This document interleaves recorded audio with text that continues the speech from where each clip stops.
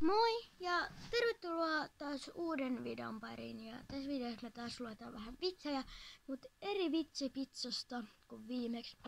Elikkä mä etin täältä nyt yhden vitsin. No niin, elikkä mikä on pienuuden huippu?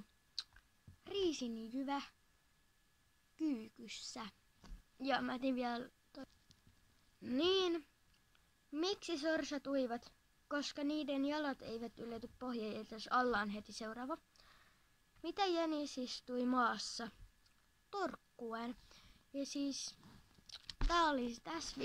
tää oli tämmönen video.